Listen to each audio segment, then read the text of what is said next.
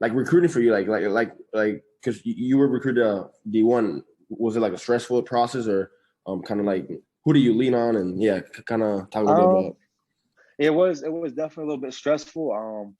You know, uh, like I said, my father's very old school. He's very like, yo, just uh, like I said, I didn't get into AAU till a little bit later than everybody else. So I mean, I was a little bit behind as far as recruiting compared to other people. But once I started getting recruited, it was very stressful. Like a lot of kids now have mentors or are in prep schools where like people do this for a living. Like they'll tell you like what to look for when people are recruiting. Like when I was coming out, like I didn't really have no knowledge, no nothing. So I'm just going based upon like my own feelings. And like I said, I've never been there before, really experienced it. So um, like I said, I was taking leaps of faith and not knowing what to expect. And some of them were not good decisions, but like I said, I learned from them.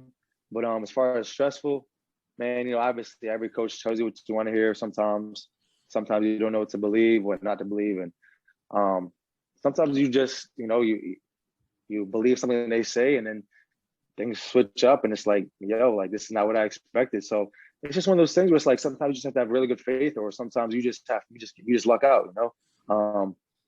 I unfortunately, I had a long journey compared to some other players, but luckily my last year I think was my best year ever.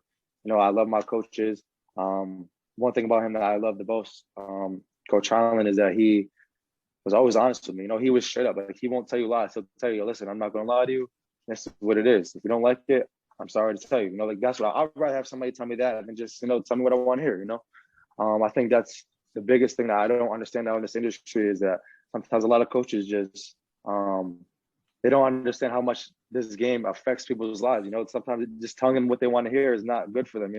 That it messes up their lives. And it's unfortunate for a lot of players. That's why a lot of these players that could be playing somewhere don't play because they get fed the wrong information, and it just messes up with their head, and they don't play basketball anymore.